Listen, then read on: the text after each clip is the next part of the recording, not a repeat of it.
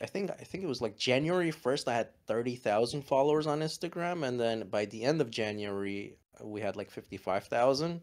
So my channel is growing pretty rapidly, and Yeah. so is the funds that I'm making from Instagram, especially. Keep it nerdy. Keep it nerdy.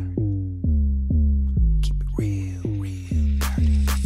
Nerdpreneur, you know I love my work. Life's a game, so I'ma take my turn. Nerds deserve to put the passion first, so let them rap a verse so they can all be heard.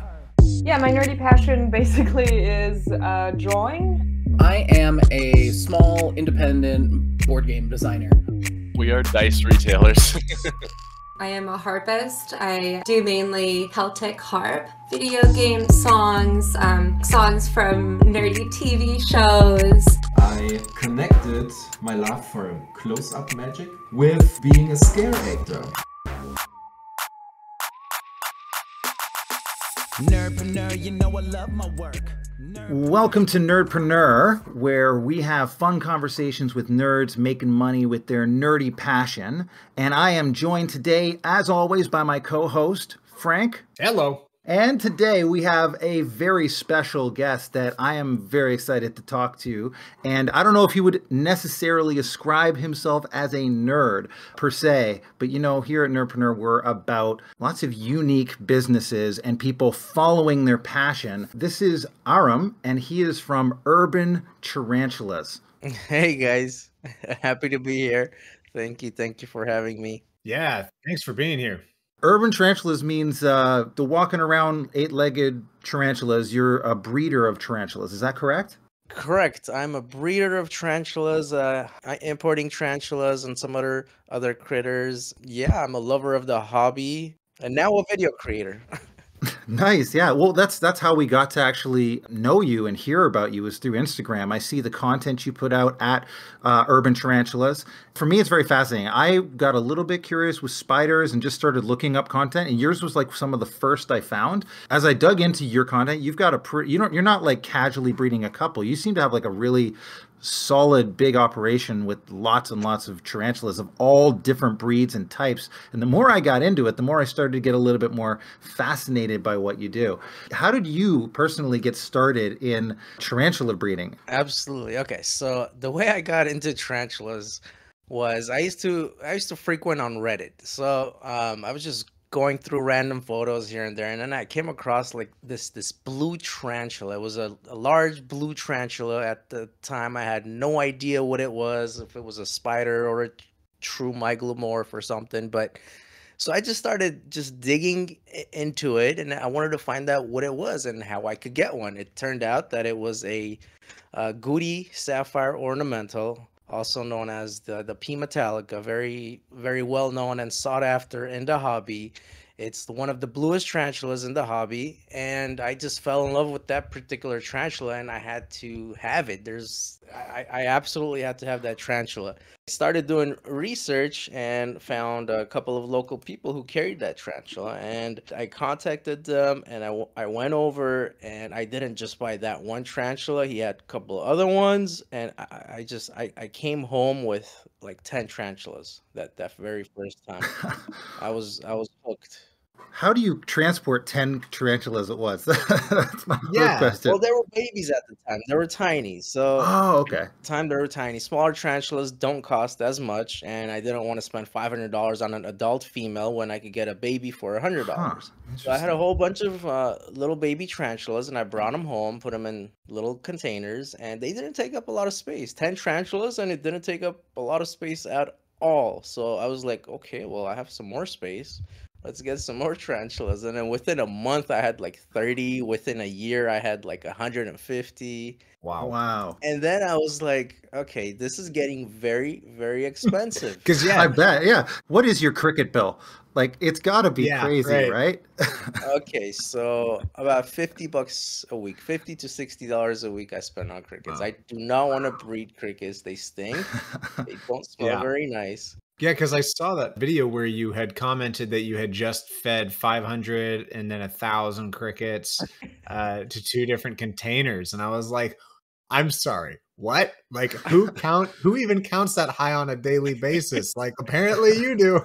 Oh, wow. No, we buy the crickets in like thousands though. So I can Wow. purchase 2,000 crickets or 1,000 crickets. So usually it's $50 a week, but I also feed them super worms. We feed them dubia roaches, and I breed the dubia roaches because roaches, they don't stink. Crickets stink. They probably breed pretty easily too. The roach is actually not as fast as you would think, not as fast as you would want.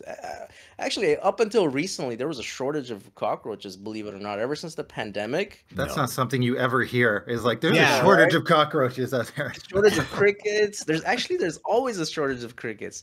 Crickets are never steady. Sometimes you might not get your order of the crickets. Like if you order 5,000, you might get like 3,000. Hey, we were short. Oh my gosh. So that's an insider tip to any listener that loves crickets and wants to start their own business is go into the cricket breeding. That's not even a joke. Cricket breeders do very, very well. Wow. Like when I call and order the crickets, they don't care who it is. They don't. It's not even good customer service because they don't care because they're making so much money. Wow. Well, where else are you going to go, right? Like, yeah. So you said you had 30 tarantulas, and like that was a month or two later. Where are you at now? I want to say between 3,000 and 5,000. What? 3,000 and 5,000? You're like, how do you 2,000 that you're unsure of? Yeah. That's a pretty big range. Well, I've seen in your videos you have these big tanks where they like many tarantulas live communally in like an area, right? And I didn't even know that tarantulas lived in communities like that. Is that common or? It's not very common. There are few tarantulas that are communal. The most communal tarantula in the world is the M. balfouri. Or the balfouri. I've been corrected recently by a Latin speaker. So it's pronounced M. Monocentropus balfouri, and they are the most communal tarantula in the world, and I have the world's largest community of them. Wow. The largest in the world. Is that like a record for them? I believe so. The second largest is probably like around 100 and something that I've seen that's been posted. So I have 646 in one tank. Wow. Wow. Is that did you just do some video where you like literally lay down in that tank with them or something? I feel like that's something I saw. You did see that. So what I did was I ordered that large enclosure. It was 72 inches by 24 by 24 or by 24 by 22. And I laid in there and we released 456 tarantulas while I was still in there. What? That was to kind of show people that, hey, tarantulas shouldn't be so scary. You shouldn't be terrified of them. They're not gonna like jump and kill you. That stigma that's out there. That tarantulas they're killers. They're super venomous. I mean, they are venomous. All spiders are. But I just wanted to kind of show people that I could go in there and I'm not gonna get hurt. I mean, there was a chance I was gonna get bit, but that's a chance that I was willing to take. It feels like you have that chance every day. The way I see you handle the tarantulas, it's you seem very, very comfortable with it. Yeah. I'm curious, was that something that came naturally, like right off the bat? You're like, I'm totally comfortable, or did you learn that over the course of time? Not at all. No, in the beginning, I didn't even handle my tarantulas. I was just kind of super, super careful. In the hobby, there are a lot of people, more experienced keepers that just don't handle the tarantulas, and there are some people that do. Just like with any other animals, there are some people that want to handle their snake, some that don't. Some people handle venomous snakes. I mean, I look at those guys, I'm like, what are you guys doing? That's insane. You're literally playing with your lives. With tarantulas, like you can't die from a tarantula bite. So over the years, I just became more and more comfortable handling certain tarantulas. Like there's a 90-something% chance that you're not going to get bit by a New World tarantula. New World tarantulas are from like North America, South America, like in the Mexican regions and stuff. And the Asian tarantulas are considered to be Old World. They're more defensive. Their defense mechanism is to bite. with New World tarantulas, their defense mechanism is to kick hair instead of biting you. So what does it mean when the New World ones kick hair? So they kick hair from their abdomen, and it's their defense mechanism. And then you get hair in your face or on your arms, and it's really difficult to get the hair off of the person. Is it so kind of like a splinter? I guess so. Tiny microscopic splinters, maybe. Whoa. Do you have to be like holding it, or would it kick hair like far away? Like, what's the range on kicking hair? The range is probably 6 to 10 inches, I would say, at the most. That's pretty far. That's pretty far. That's further than I thought it would actually shoot. Wow. Actually, I'm gonna go with 6 inches, not 10 inches. All right. Wow. But I don't really have a lot of tarantulas that kick hair. I actually sold off most of my tarantulas that do kick hair because it's super annoying to have hairs on person, and then you can't really wash it off. You have to like literally get like masking tape or something and then stick it onto person and then just like peel it off. It's really annoying. So I don't have a lot of tarantulas that kick hair. So I have a lot of tarantulas that their defense mechanism is to bite you. And even then, it's super rare for somebody to get bitten. I mean, all animals can bite. Yeah, I'm curious. Yeah, even humans. You were telling your story about how this first started for you, and I'm curious when you first thought that this would be a viable business, because I can imagine there's some obvious answers, but I'm curious if there was a specific story or someone told you something where it just clicked. I asked how many babies do tarantulas have, and how much can I sell them for? It's like, how many babies can you get out of a couple of tarantulas? It depends on the species. There are species that you could get maybe like 20 babies from, and there are species that you could get like 1,000 babies from. So obviously, the ones that you get 25 babies from are going to be more valuable, a lot more rare, and the ones that you get 1,000 babies from, they're going to wholesale. They're going to go for $2.50 each, all the way up to like $10. But then you said like the blue one that you originally wanted to get is like a $500 tarantula potentially. An adult female of that particular tarantula regularly sells anywhere from, I want to say, $380 all the way up to $700. It's just depending on availability. That sounds like an awesome business. Yeah. And is it people like the people who are buying them as pets? Is that kind of? I'm assuming that's what people are buying tarantulas for. I don't know. People buy tarantulas for pets. People buy tarantulas and call it a collection. There are a lot of people that want to collect, for example, all the tarantulas from the Mexican region. So all the Brachypelma, the entire Brachypelma genus. Somebody wants to have one species of that tarantula and complete their tarantula. Or somebody likes Asian tarantulas, or somebody likes Poecilotheria tarantulas. Yeah, so people will specialize, it sounds like. I'd like to know, because this business that you've got going, it sounds like you've expanded it a lot, and you could continue to expand it by getting more and more spiders, more and more tarantulas. But I'm curious, do you have a vision or something that you're working towards with this business at this point? Maybe it's only a 1-year goal, but maybe a 5-year or a 10-year goal. Do you want to expand to other species or other warehouses or breeding areas? What are you thinking? Speaking from a business perspective, tarantula breeding is dealing with a lot of customers. It's very tedious, answering the same question over and over and over again. Is your tarantula poisonous? No, it's venomous, blah, blah.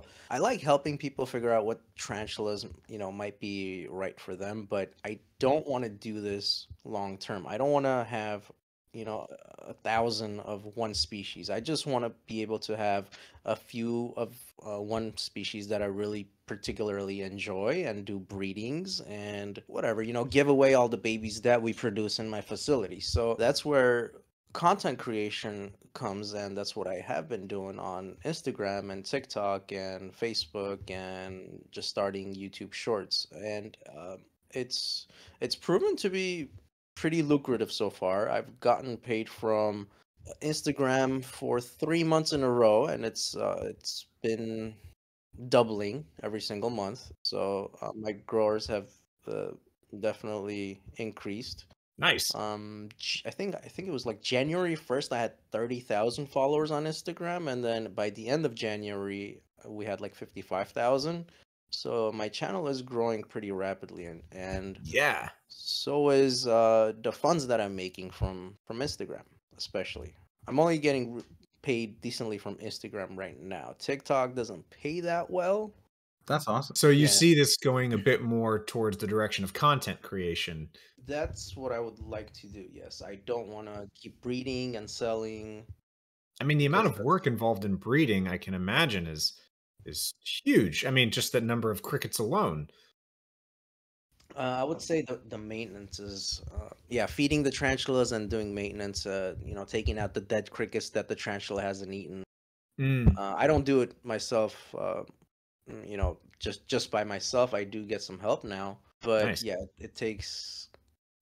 I would say like just one feeding would take between two people at least 10 hours. Oh my God. Oh man, that's so much time. How often do tarantulas eat? Is it like every single day, or do they eat Once a week. once a week? Okay. Well, that's not that bad, right? Once a week. Yeah. Sometimes Okay. you go. I wasn't visioning every day. No, that'd be bad. So you can go 2 weeks without feeding. You could sometimes go 3 weeks without feeding. It's okay. Like some of the larger tarantulas, they don't have to eat. You could feed them once a month, the larger tarantulas, but the babies have to eat once a week at least. I'm curious for your brand, because you've really created a brand on Instagram and TikTok around Urban Tarantulas.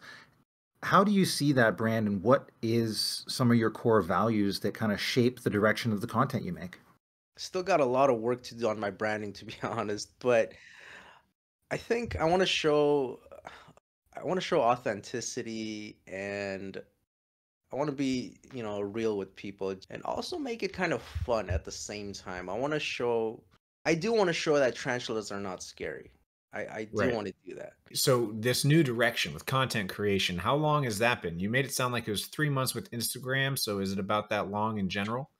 Content creation, I've only been doing it since, I want to say, I've had an Instagram with Urban Tarantulas for, I don't know, maybe a year or so, but I wasn't really posting it. When I started posting, it was just like right before October, somewhere around there. That's when I started really posting every day. Consistency is very, very important with trying to make some money with Instagram. If you miss like a single day or 2 days, they're not going to push your video. So if you guys want to make money on Instagram, make sure to post a reel every single day. Not a regular post, but a reel. Instagram has a thing going on right now where they are doing this thing called bonuses, and once your channel starts getting some views, they will invite you to the bonus program, and once you're invited to the bonus program, that's when you start getting paid. Mm-hmm. And they want to see consistency, and they want to see interaction with your viewers. They want to see you going live. They want you to reply to like all the messages that you receive, basically interacting. It's great to hear that they at least have started to create a shared profit program for the creators too. I think that's actually really smart of them to start moving in that direction, because for a long time there was nothing. True. I feel like they've lost a lot of people to TikTok because TikTok's killing. Yeah, it is. Yes. Yeah, they're copying TikTok in a lot of ways, but there's also other streaming platforms, not just the big one, Twitch. But I have a friend. She's an actress down there in LA. And her day job really is streaming on all these other platforms, singing songs or dancing, and she is asked by these people, and she signs contracts with them with these companies to do 30 hours a week of streaming. And okay, that's interesting. Yeah, I think Instagram's finally kind of gotten on that, and they're trying to find some hybrid between Twitch and TikTok. Well, yeah, I feel like everyone's getting on TikTok now. That's true. Even I did. True. Yeah. I feel like Facebook is trying to make a comeback, though. Facebook, supposedly, from what I've heard. Well, now it's Meta, right? So yeah, Meta. We're not even supposed to say Facebook if we ever want to get this promoted. I don't have much more on like the content, but I did have a question actually, because you do sell tarantulas as pets, and I'm curious, why would tarantulas be a good pet? That's a good one. I think, in my opinion, tarantulas make excellent pets because they are so low maintenance. Tarantulas don't need a water dish, like 99% of them. Tarantulas eat once a week or once every 2 weeks. If you have a larger tarantula, you could feed them once a month. Mm. Tarantulas are just, I think, in my opinion, probably the lowest maintenance of all the other animals that you could get. I think that's the reason why they make great pets. And also, because they're such little maintenance, you can get a whole bunch of them, Maybe a few right? thousand. Yeah. Maybe a few thousand. You get a whole bunch of them. There's something that's going on. One tarantula could be molting, a tarantula getting ready to be paired. The other one might want a big meal. There's always just like something going on when you have so many tarantulas. It's interesting to see what's going on. And after a molt, a tarantula looks completely different, by the way, because Really? they're more vibrant. So tarantula keepers always look forward to molts because of they put on a new suit, they remove their old exoskeleton, they look so much more colorful, more vibrant after a molt. So that's really exciting.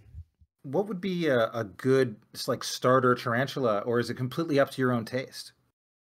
It depends on who you ask. I recommend, just pretty much any tarantula as long as you're an adult. You're above 18 years old and you're going to respect the animal. But if you ask some of the other seasoned sellers, they're going to be like, oh, you shouldn't keep an old world tarantula as your first tarantula. And that's something I completely disagree with.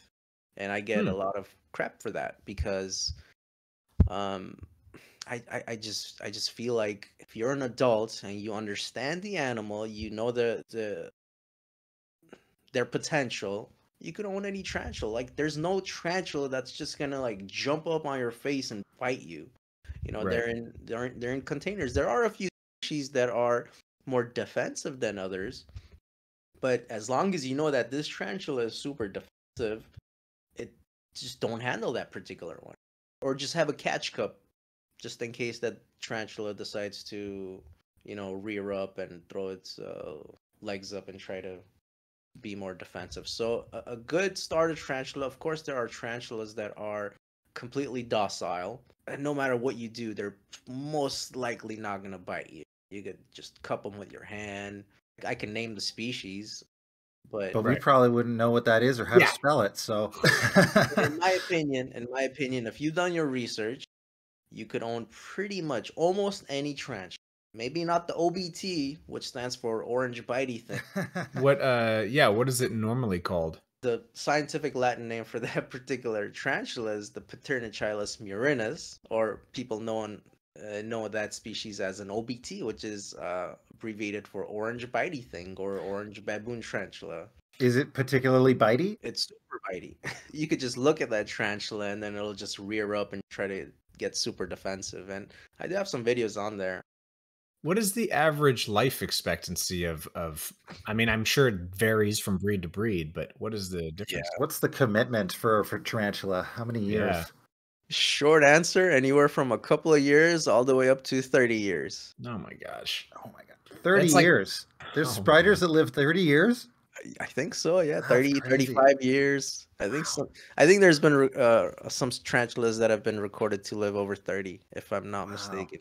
A male tarantula does not live very long. So a male tarantula, once he matures, which could take anywhere from 1 year to 5 years, maybe. Typically closer to 1 year, 2 years. It's called going into their ultimate molt, their last final molt. Then they become a mature male, and they will live for about anywhere from 6 months to a year, and they will just die from natural causes. That's why male tarantulas are always cheaper than female tarantulas. Because they don't live as long. Right. Okay. Right. Males are very niche. They're only for people that want to breed. Is there anyone that you follow that really inspires you in your business or in your world?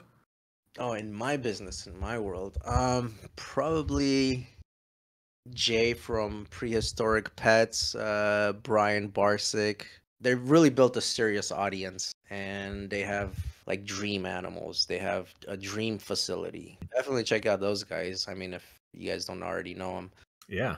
They have amazing content and they're super active. They have their own team. They don't do their own editing or filming. They're not a one person gig. That's what I am right now. So I would love to be in a situation where I only think about content creation. Right. Work in that genius zone. Yeah, right. Instead of trying to figure out, hey, camera angles, editing. I'm trying to get my wife to learn editing, so she can start editing my videos. So you're married. How, like, were you married when you became a tarantula breeder, or is that something that happened before? I gotta ask that question. I've been with my wife for 4 years, and I've had the tarantulas for about 10 years. So wow, so she knew what she was getting into. Yeah, she wasn't happy about it in the beginning. Oh man, it must be a growth process to find out someone is a tarantula breeder. Was there a time where it got easier to explain to people as you meet them? It's never easy to explain to people. People just, when they find out you mess with spiders or you do spiders and tarantulas, it's automatic that they look at you as like kind of a weirdo. Well, same with D&D. Yeah, honestly, trying to explain Dungeons and Dragons to people are like, I just did that at a wedding recently. It wasn't my own wedding, but it was a friend's wedding. Saw an old friend and told them about D&D, and they're like, what is that? And it came down to me trying to explain it in 5 sentences, turned into 5 minutes. And I think that's kind of the definition of a nerd, in my opinion, is like we have some context for what we're obsessed about is needed. You know what I mean? Like, I think that there's a lot of nerdy passions out there where people follow it, whether it be breeding spiders or Dungeons and Dragons or, creating certain types of art. I think we're potentially interviewing a guy who's a zombie magician soon. So people are pursuing their passions and finding ways to turn that nerdy thing into a business. And I think that that's kind of what nerddom is about, is you just have a crazy amount of passion and there's got to be some context for explaining what you do.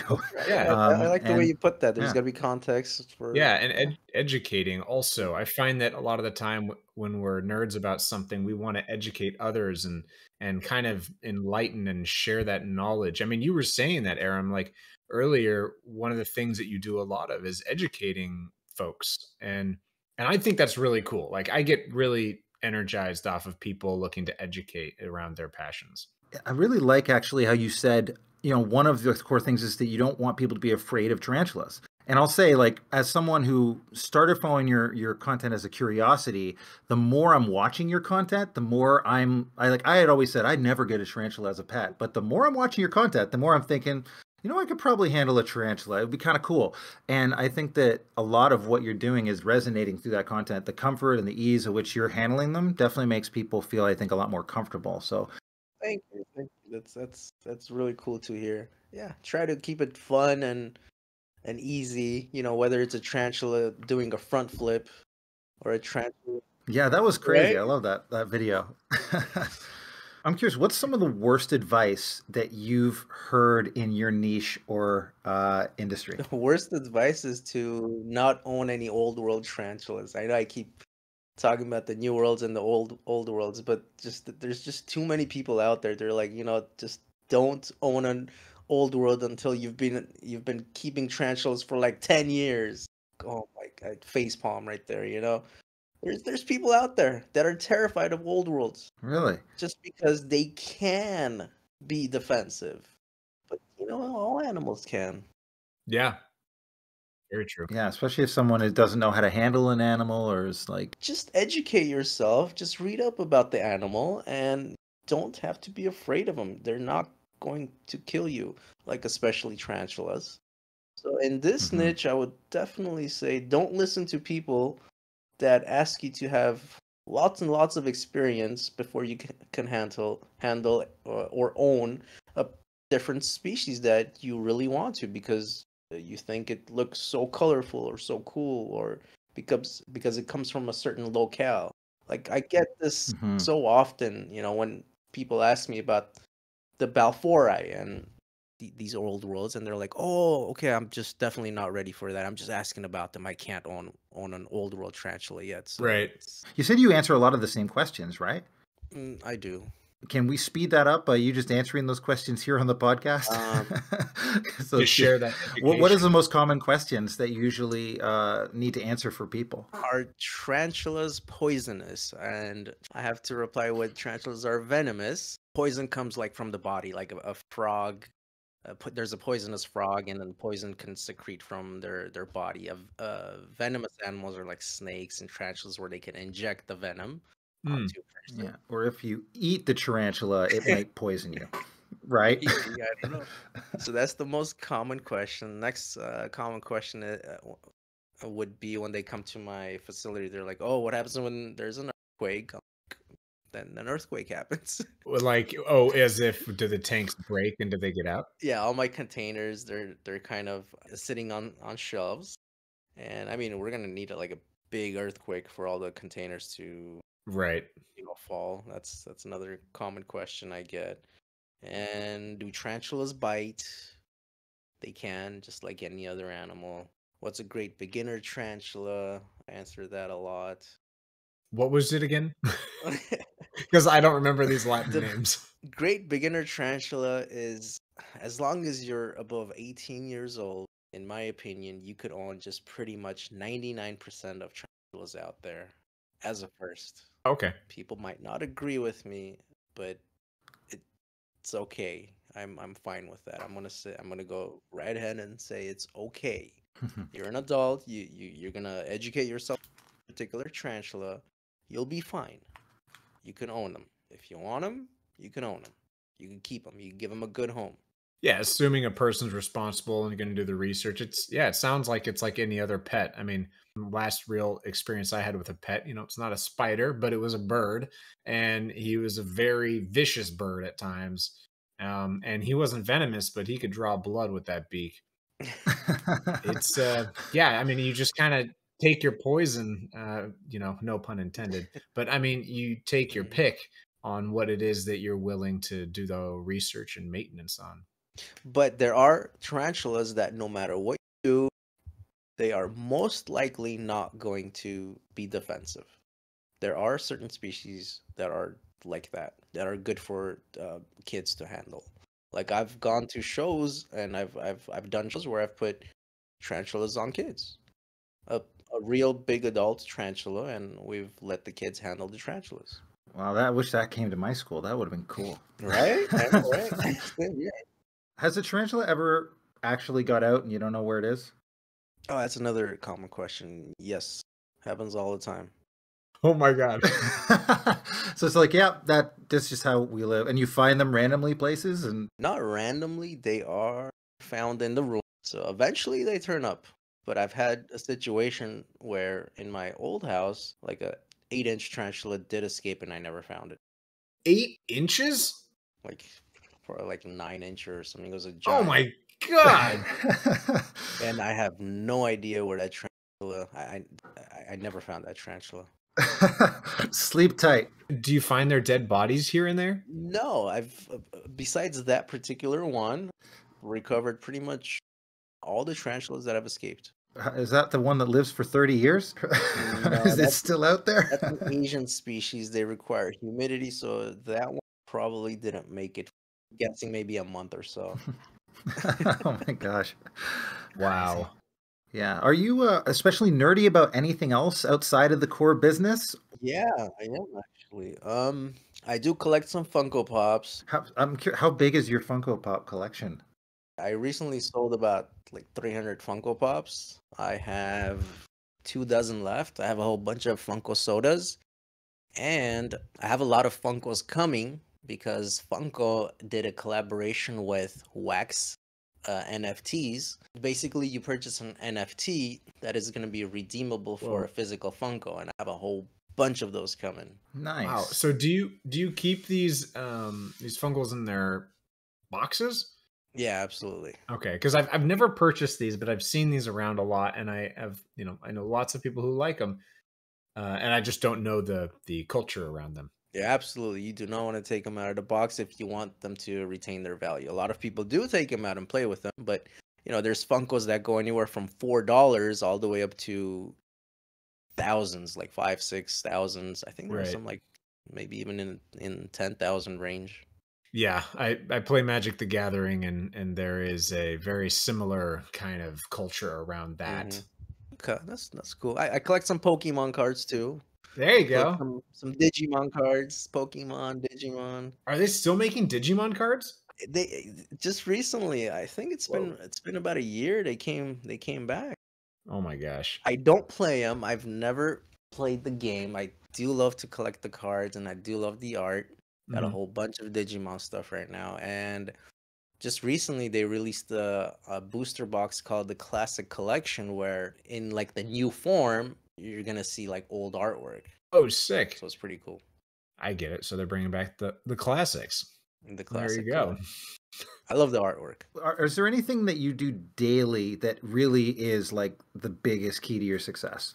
Am I successful? Sounds like it. I make sure to reply to all the messages on Instagram and TikTok. I Wow. try to reply to all the messages. Sometimes it takes a very long time. Sometimes if I have a video that reached a couple of million views, that might have like 1,500 comments, and I try to reply to everyone, Oh, and that does take a while. It's not just like looking at the comment and then clicking reply and thinking about a reply, but you have to load, and then you have to go, scroll up and scroll down, and then it's very time consuming sometimes, and then you get lost where you last made the comments, so you kind of have to reload.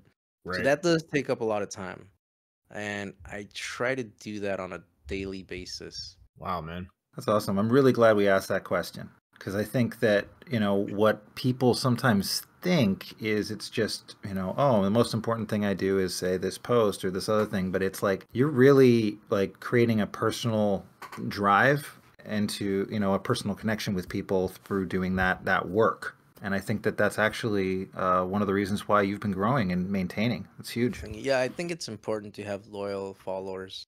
Those are the guys that always push your content. Yeah. They're always there, Mhm. making comments and sharing the videos that you've created. Definitely want to interact more with my loyal followers. Yeah. If you had 1 million followers, on the topic of followers, if you had 1 million followers, what advice would you give them? Million tarantula followers. What advice would I give them? Does it have to be tarantula related? Nope. or- Doesn't have to be. No, just like if you doing your thing was giving advice. Um, If you had 1 million followers, Oh, what would man. you give them? Probably to not be too hard on yourself. Allow yourself room to make mistakes, and it's okay.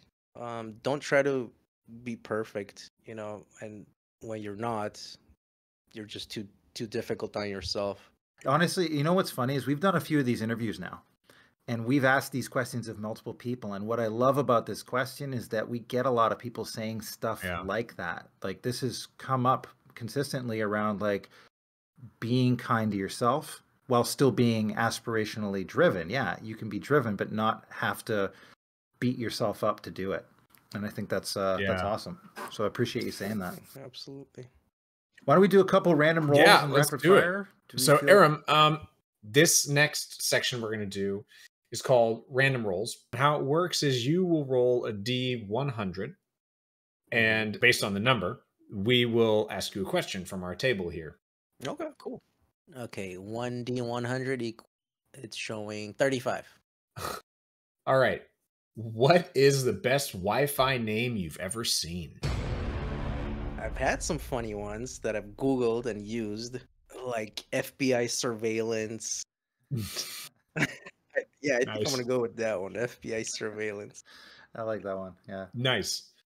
I had two at one point. You know how they'll do like the 2.4 gigahertz and then the 5 gigahertz? I did Mhm. dungeons and then dragons once. And I thought I was so clever. And then every time I told people, they just face palmed. And I was like, okay, all right. I guess it wasn't that funny. All right. Go ahead and do another one. 8. 8. Okay. Here. Oh, this is good. I feel like this is. All right. If you had all of Jeff Bezos' money, what would you do with it? Try to be friends with Elon Musk. Yeah. That's what I do. Yeah, well, I feel like that's pretty easy once you get into that space travel circle. Right? Why be Yeah. competitors when you could put your resources together and, you know, go for a common goal, right? Yeah. Is there any other questions that you got on that side, or are we doing any rapid fires? Yeah, let's do rapid fires. They're quick and silly. Like, for example, the first one, coffee or tea? Tea, 100%. I'm drinking tea right now. What's the best munchie or snack food? That's a difficult one. I don't really snack much. I'm gonna go with like weird Asian snacks, probably. Yeah. Things that We're on the West Coast. yeah, things that I've not had. I don't like to have the same snacks regularly. I like to try different things all the time. Okay, what's the one that you're working on right now that's in the cabinet? Durian snacks. Oh my gosh, those are the really stinky fruit, right? Yeah, yeah, they are. They I don't think I've stink. ever had durian. Oh, I had to Google it. You're not allowed to take them on airplanes, apparently. Yeah, exactly. I was just about to say that, or on public transportation, you're not allowed to take them. Why? They stink, Oh, but they're so sweet and delicious. I thought it might have to do with pressure and they might like expand or something. It's like, wow, I didn't realize these were explosive. A classic and a favorite question, just like any job interview. What superpower do you want? And besides flying, because I feel like that's just the cliche answer, probably be doing like super complex calculations in my head and doing like chart analysis and figuring out best stocks to pick and things like that. So, Elon Musk. I guess so. That's his brain. He pretty much goes into his nothing box and then he's just Retain like, all the information. Yeah. Once you read it. yeah, nice. How about, is ping pong a sport? Yeah, you move around. All right, Thanks. cool. How about your 3 favorite pizza toppings? 3 favorite pizza toppings: pepperoni, pineapple, and mushroom. Another one for the pineapple. Wow. Awesome. Yeah, I Wow. love pineapple. I actually saw in one of your photos that you've got a cat or two. No, I've had a cat. He was Oh. a Bengal. He passed away in 2018. I'm sorry. That sucks. Well, I did want to so I wanted to ask how many cats are too many? How many cats are too many? Probably like 15. Whoa. That's a high pretty number. high number. So you'd be okay with 10 cats hanging around. 14 cats, you're still in the game. I'm an animal lover. I love Yeah, when you've got Awesome. 5,000 tarantulas. That I guess that tracks. That makes sense. How about one nerdy question? Yoda or Obi-Wan? I'm gonna go with Yoda. The little green Sweet. man. I think Yoda's batting 100 right now. So Hold on. But I always have to follow up with why Yoda? Because Yoda is a lot more memorable, like the way he speaks, and he's like a short little green man. Kind of like sticks in you, you know? Yeah. Very memorable. where can people find you and support you, or potentially get a tarantula if they want from you? My Instagram is the most active. Urban Tarantulas on there. Same with TikTok, same with Facebook. And I'm going to start a YouTube very soon. I want to do longer format videos. I also have a website, urbantarantulas.com. People are interested in purchasing a tarantula. I don't have too many species available on my website, but we are going to expand and offer more species. Yeah, I saw on your website you've got 4 here right now. Blue baboon, golden blue leg baboon, pink toe tarantula, and golden knee Chaco? Choco golden, yeah. And if you click on those, we like, for example, the blue baboon, we have different sizes. Oh, I see. Okay, so it breaks it down into size after that. Oh, cool. Wow. Yeah, thanks, man. This was so awesome. Cool. I'm glad to be here. Thank you guys for having me. Much appreciated. Keep it nerdy. Keep it nerdy. Keep it real nerdy. Thank you for for listening to Nerdpreneur. Be sure to subscribe wherever you found us and leave a review on Apple Podcasts. Every review helps our show grow. You can follow and chat with us on Twitter, Instagram, and YouTube at Nerdpreneur Podcast. Nerdpreneur is a labor of passion, and Chris and I would love to keep this thing going. So if you want us to continue making content, you can support us by going to patreon.com/nerdpreneur and become a member of the board. Members of the board get shout-outs, they can submit rapid-fire questions, they get behind-the-scenes peeks, and we record super fun and valuable content exclusive to our board members. We love all of you nerds. Keep it nerdy. Nerdpreneur, you know I love my work. Life's a game, so I'ma take my turn. Nerds deserve to put the passion first, so let them rap first so they can all be heard.